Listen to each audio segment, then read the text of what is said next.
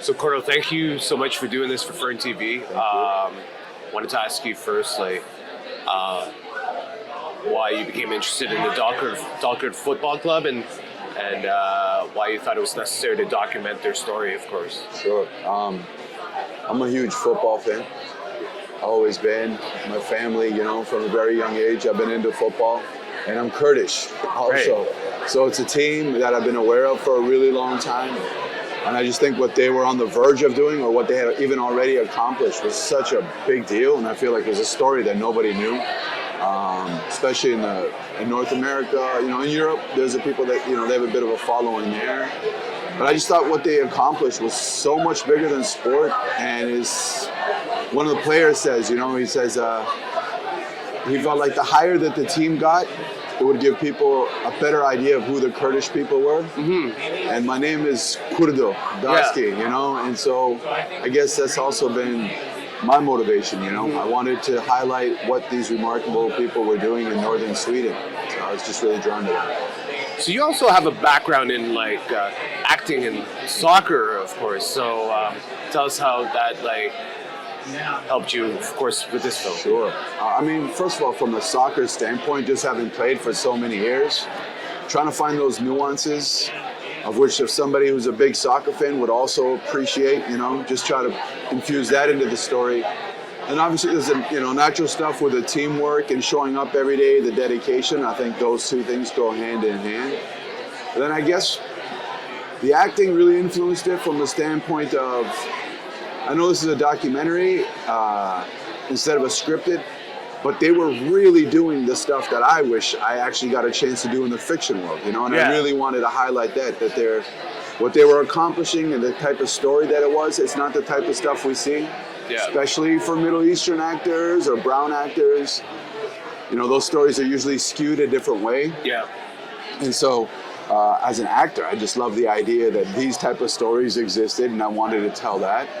And maybe also as an actor, the appreciation of storytelling so much, and trying to just infuse those two stories, if that makes any sense.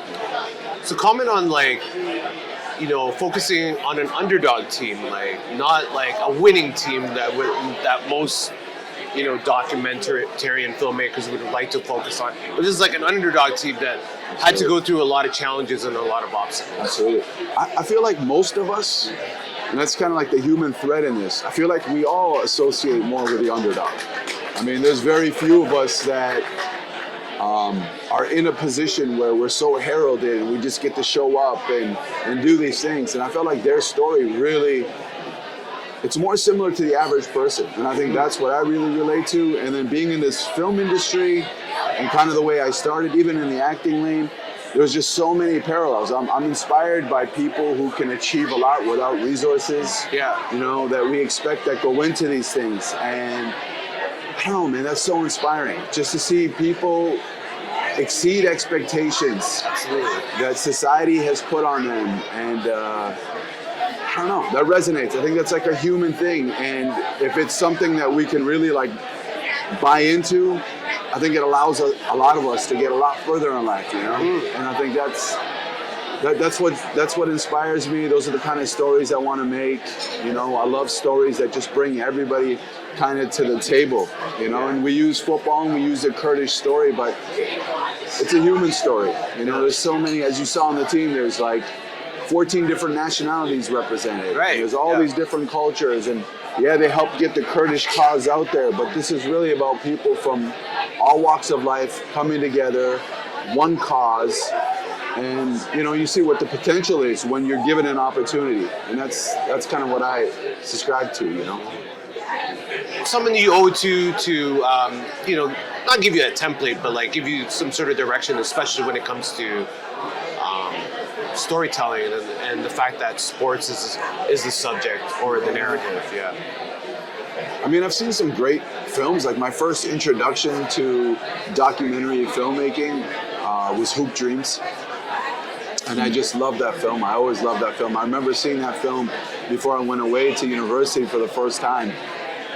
And I was sitting with my best friend and I was like, wow, one, I'd never seen a documentary like this. Two, it gave you an opportunity, an insight into a person, a walk of life that you don't have that access to, you know? And so I think that was a big deal for me. And there was another documentary called Undefeated that also, you know, inspired this story a lot. You know, I was making something kind of similar, but when I saw that, I really saw what was possible. I knew that this is kind of what I wanted, and they also had achieved that. So that was really inspiring. But honestly, it's kind of like the Dalkurd Story in the sense that, like, those were the resources that were available to me. From my background, sports was the entry point that I felt like for my first few projects, I had probably the most knowledge maybe of a subject, an area that I understood. And so I think it was just kind of like my background and with my interests that just kind of really influenced that these would be the projects, the first projects that I would do. You said about the Kurdish people, we're not victims, we're dreamers. Whereas like a lot of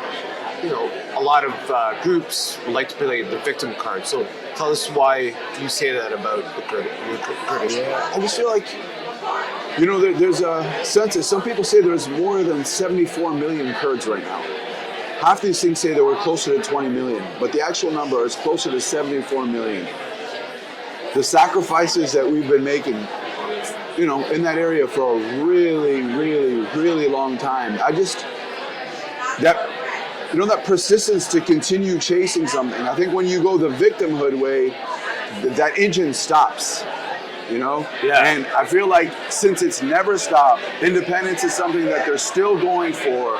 The dream they're still chasing. Yeah. And I just feel like that's what we identify with. I think it's also like it's more of a power position. It gives you that energy to keep moving forward. As soon as you go into that victimhood, you're very reactive. You're responsive, and I feel like that engine is not going. And I don't know. We've done too much to go into victim mode. We've had things happen to us that you can very much associate victim to. There's been a lot of genocides against our people. But I feel like as long as that motor is going, as long as that desire to find that independence, that will, that fight is there, we're dreamers, And as long as we continue to pursue that, I don't know, it's just more empowering, man. I feel like the victim thing takes away from what we've accomplished and what we're doing. It's not as powerful. I don't think it represents our people the right way. And I wanted to show that in this film. So when it comes to the actual filming and the technical aspects of filming this movie here, what was one of the biggest challenges that you had to overcome? Oh, man. Language, sometimes. Because we were in Sweden. We only had one Swedish person with us, and that was my wife, and she was there sometimes. Other times, she was tending to different things, and she's a producer on this film also, Lena Hansen. Our second camera guy, but language was an issue. Resources, huge issue, man. Taking a team from Canada, Los Angeles, filling it out with some people in Sweden, that was a big thing. The football aspect, focusing, just like literally the logistics of focusing of what was on the field and then being able to track our main players, I'd say that was really difficult. But resources, everything I think kind of comes back to resources. Yeah, but absolutely. We were lucky enough that the people we had surrounding the film, Andrew Lee, our cinematographer, had been in this position so many times before.